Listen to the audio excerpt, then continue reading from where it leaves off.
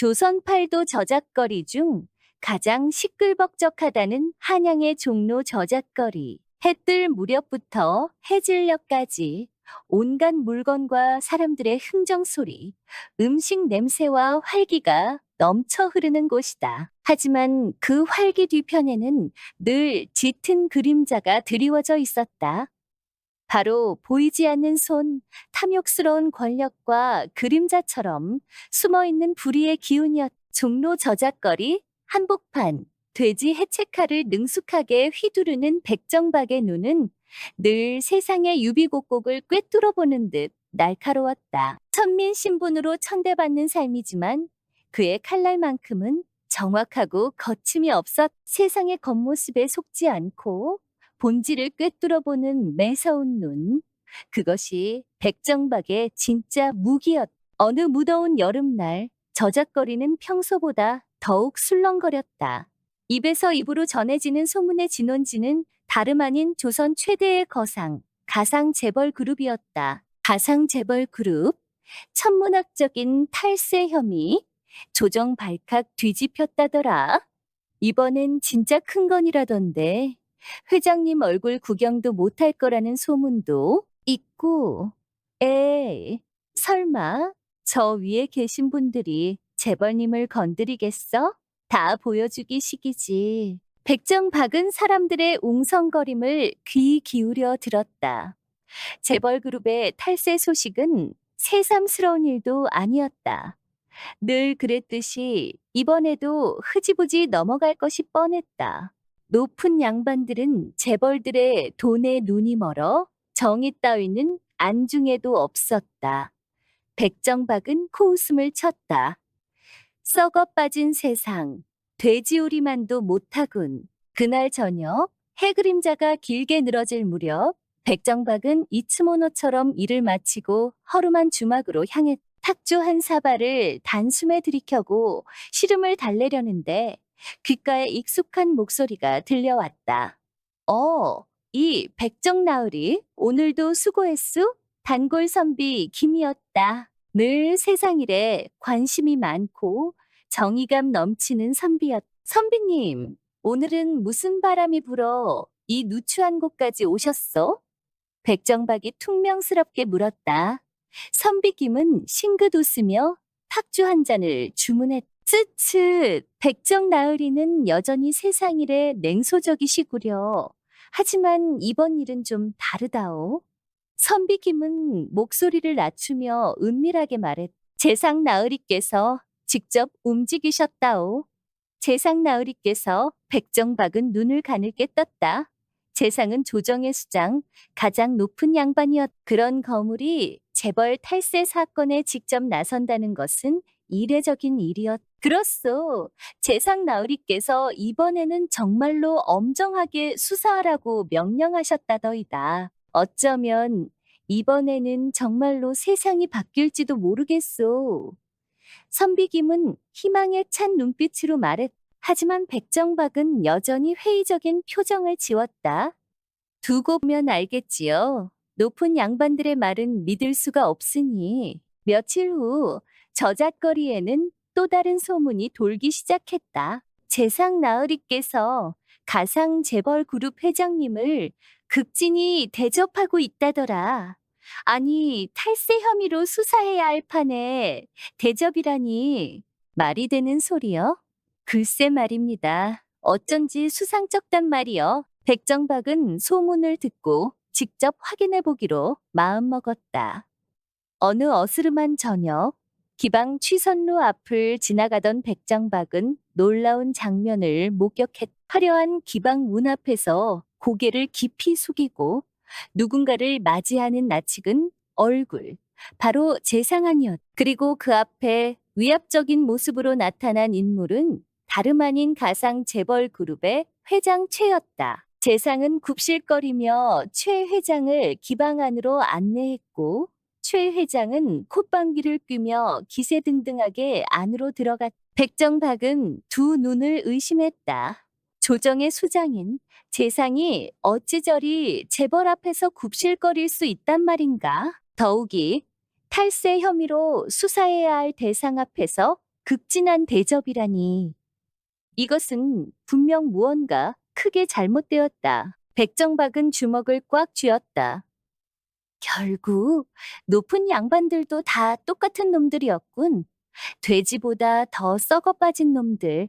그의 눈빛은 분노와 경멸로 이글거렸다. 거대한 그림자가 조선 전체를 덮고 있음을 직감한 백정박은 자신의 칼날을 갈기 시작했다.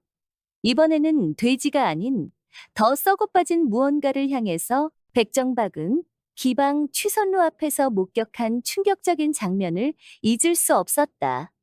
재상한이 재벌 회장 최에게 굽실거리는 모습은 그의 뇌리에 깊숙이 밝혀 떠나지 않았다. 저것이 조선의 얼굴이란 말인가? 저 굽은 허리가 나라를 팔아먹는 모습이란 말인가? 분노와 혐오감이 끓어오르는 가슴을 억누르며 백정박은 진실을 파헤치기로 결심했다. 저 황금목줄의 실체를 반드시 밝혀내리라. 저 썩어빠진 권력과 재벌의 검은 속내를 만천하에 드러내리라. 다음 날부터 백정박은 칼 대신 붓을 들었다. 저작거리 구석구석을 돌아다니며 사람들의 이야기를 귀 기울여 듣고 들은 이야기를 밤마다 등불 아래 기록했. 처음에는 막막하기만 했던 수사였지만 점점 퍼즐 조각들이 맞춰지듯 진실의 윤곽이 드러나기 시작했. 재벌 그룹의 탈세는 빙산의 일각에 불과했다. 그들의 탐욕은 이미 조정 깊숙한 곳까지 뿌리내리고 있었다. 정치 자금이라는 미명하에 뇌물이 오갔고 인허가 과정에는 뒷거래가 판을 쳤다. 재벌들은 돈으로 권력을 샀고 권력은 재벌들의 배를 불리는데 앞장섰다. 그 검은 고리 속에서 백성들의 삶은 점점 더 피폐해져만 갔다. 백정박은 특히 재상한의 주변을 집중적으로 탐문했다. 재상의 일거수일투족을 감시하고 그와 가까운 관료들의 행적을 쫓았다. 그러던 어느 날 뜻밖의 정보를 입수했다. 재상 안에 숨겨진 비밀 장부, 바로 재벌로부터 받아온 뇌물 내역이 자세히 기록된 장부가 존재한다는 것이었다. 장부는 재상의 가장 트러스티드 신복, 이설이가 보관하고 있다는 정보까지 입수했다. 백정박은 곧바로 계획을 세웠다. 이설이를 미행하여 장부를 찾아내기로 결심한 것이다. 어둠이 짙게 내린 밤, 백정박은 변복을 하고 이설이의 집 근처에 숨어 기다렸다. 한참을 기다렸을까 이설이가 등불을 든 채 집을 나서는 모습이 나타났다. 백정박은 숨을 죽이고 그의 뒤를 밟았다. 이설이는 인적이 드문 골목길을 지나 어두컴컴한 숲속으로 향했다. 숲속 깊숙한 곳에는 낡은 사당 하나가 덩그러니 놓여 있었다. 이설이는 사당 안으로 들어갔고 잠시 후 사당 안에서 희미한 불빛이 새어나왔다.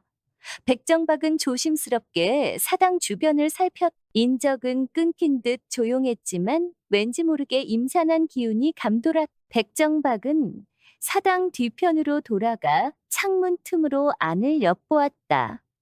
이설이는 탁자 위에 장부를 펼쳐놓고 등불 아래 무언가를 열심히 적고 있었. 장부 표지에는 커다랗게 황금 목줄이라고 쓰여 있었다. 바로 그것이었다. 재벌과 권력의 검은 거래 내역이 담긴 비밀 장부, 황금 목줄의 실체가 눈앞에 드러나는 순간이었다. 백정박은 더 이상 망설일 필요가 없다고 판단했다. 사당 문으로 다가가 힘껏 문을 열어젖혔다. 거긴 누구여? 갑작스러운 침입에 이설이는 화들짝 놀라 뒤를 돌아보았다. 내 놈은 누구냐? 감히 이곳에 침입하다니. 이설이는 칼을 빼들고 백정박을 향해 덤벼들었다. 어둠 속에서 칼날이 부딪히는 날카로운 소리가 울려 퍼졌다. 백정박은 돼지 해체칼로 이설이의 칼을 막아내며 맞섰. 천민 출신이지만 칼솜씨만큼은 양반 무사를 능가하는 백정박이었다. 몇 번의 합을 겨루지 않아 이설이는 칼을 놓치고 바닥에 쓰러졌. 백정박은 쓰러진 이설이를 발로 짓밟고 탁자 위에 장부를 빼앗아 들었다. 이것이 바로 너희들의 죄악 증거다. 백정박은 장부를 품에 넣고 사당 밖으로 뛰쳐나왔다. 사당 밖에는 어둠만이 짙게 드리워져 있었다. 하지만 백정박은 등 뒤에서 섬뜩한 기운을 느꼈다. 누군가 그를 쫓아오고 있었다. 이설이 혼자가 아니었다. 재상 측에서 미리 함정을 파놓은 것이 분명했다. 백정박은 숨막히는 긴장감 속에서 어둠 속으로 질주했다. 손에는 황금 목줄의 실체가 쥐어져 있었다. 이제 그는 거대한 권력과 정면으로 맞서 싸워야 했다. 목숨을 건 싸움이 시작되려 하고 백정박의 풍자 야담은 삽시간에 불길처럼 번져나갔다. 입에서 입으로 밤에는 그림자처럼 몰래 쓴 글이 새벽녘이면 저작거리 담벼락과 주막벽에 나붙었. 글을 모르는 백성들은 그림을 보며 내용을 짐작했고 이야기꾼들은 구성진 입담으로 야담을 읊어댔다. 황금 목줄을 찬 개는 탐욕스러운 재벌 회장으로 머리 숙인 재상은 권력에 굴종하는 무능한 정치가로 탐욕스러운 재벌 괴물은 백성을 쥐어짜는 악덕 자본가로 둔갑하여 저작거리를 활보했다. 처음에는 낄낄거리며 웃던 백성들은 점점 이야기 속 인물들이 현실 속 자신들의 삶과 너무나 닮아 있다는 것을 깨닫기 시작했다. 웃음은 분노로, 분노는 저항의 불씨로 타올랐다. 저놈들이 우리를 개돼지처럼 여기는구나. 황금 목줄에 묶여 춤추는 꼴이라니 기가 막히고 코가 막힌다. 저작거리는 야담 이야기로 들끓었고 백성들의 눈빛은 분노로 이글거렸다. 사태의 심각성을 뒤늦게 깨달은 권력층은 발칵 뒤집혔다. 재상하는 경노하며 소리쳤. 저 천한 백정이 감히 내 이름을 입에 담아 능멸하다니. 당장 저 역적놈을 잡아들이고 야담을 퍼뜨리는 자들을 모두 엄벌에 처하라. 재상의 명령에 따라 관군들이 저작거리에 풀려나왔다. 그들은 야담을 읊는 이야기꾼들을 끌어내 매질하고 벽에 붙은 야담 글들을 찢어발겼다. 저작거리는 순식간에 공포와 분노의 도가니로 변했다. 하지만 탄압은 오히려 불에 기름을 붓는 격이었다. 야담은 더욱 빠르게 은밀하게 퍼져나갔다. 사람들은 숨어서 야담을 돌려 읽고 밤에는 횃불 아래 모여 소리 높여 야담을 낭송했다. 야담 속 풍자는 칼날이 되어 권력층의 심장을 겨누었고 백성들의 마음 속에 저항의 씨앗을 뿌렸다. 백정박은 더욱 신출귀몰하게 움직였다. 관군들의 눈을 피해 저작거리 골목 구석구석을 누비며 새로운 야담을 퍼뜨렸다. 때로는 익명의 선비로 변장하여 양반들 사이에서 야담을 읊었고 때로는 장터 광대패의 석겨 노래와 춤으로 야담을 전했다. 그의 재치 넘치는 풍자와 날카로운 비판은 점점 더 많은 사람들의 마음을 사로잡았다. 재상하는 백정박을 잡기 위해 혈안이 되었다.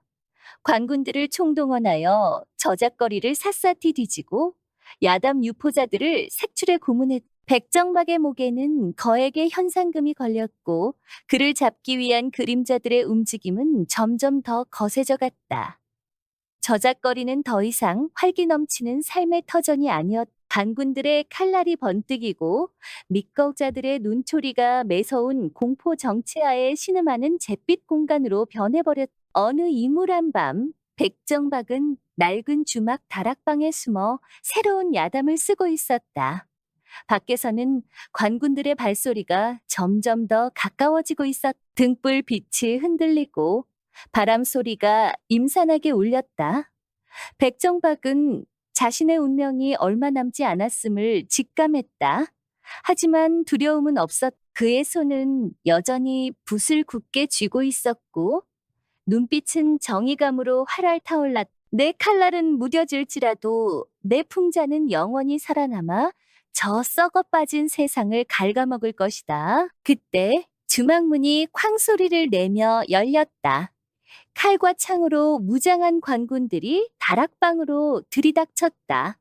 역적 백정박, 꼼짝 말고 순순히 항복하라. 관군 대장의 호통 소리가 다락방을 울렸다.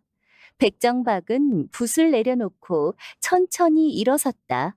그의 입가에는 싸늘한 미소가 떠올랐다. 항복 천만에. 내 야담은 이제부터 시작이니까. 백정박은 품속에서 마지막으로 쓴 야담 두루마리를 꺼내 들었다. 그리고 관군들을 향해 힘껏 외쳤다. 들어라. 이것이 마지막 야담이다. 황금 목줄의 목, 메인 조선의 비극이다. 백정박의 목소리가 어둠 속에서 울려 퍼졌다. 그것은 탄압에 굴하지 않는 저항의 외침이자 더욱 거세게 타오를 풍자의 불꽃을 예고하는 선언이었다. 들어라! 이것이 마지막 야담이다. 황금 목줄의 목, 메인 조선의 비극이다. 백정박의 외침은 칠흑 같은 어둠을 찢고 주막 다락방에 울려 퍼졌다. 관군들은 칼과 창을 겨눈 채 멈칫했고 그 찰나의 순간 백정박은 온 힘을 다해 마지막 야담 두루마리를 공중으로 던져 올렸다. 두루마리는 횃불 빛을 받아 불타오르는 듯 빛났고 바람을 타고 저작거리 밤하늘로 흩날렸다. 저놈을 잡아라. 야담을 빼서. 관군 대장의 고함과 함께 관군들은 맹렬하게 달려들었다.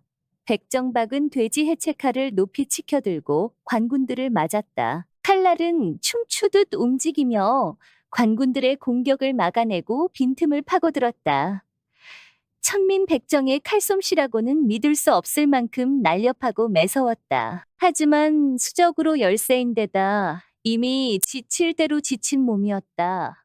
관군들의 포위망은 점점 좁혀져 왔고 칼날은 점점 무거워져 갔다. 그때 기적처럼 저작거리 어둠 속에서 횃불이 하나둘 타오르기 시작했다. 횃불은 순식간에 수십 개, 수백 개로 늘어났고 횃불을 든 백성들이 함성을 지르며 주막으로 몰려왔다. 백정나으리, 우리가 왔소. 황금 목줄을 끊어라. 탐관놀이들을 몰아내자. 백성들은 야담 속 풍자에 분노했고 백정박의 저항에 감동하여 스스로 일어선 것이다. 남녀노소 할 것 없이 괭이, 삽, 돌멩이 등 손에 잡히는 것들을 무기 삼아 관군들에게 돌진했다. 갑작스러운 민중들의 걸기에 관군들은 당황하며 움찔거렸다.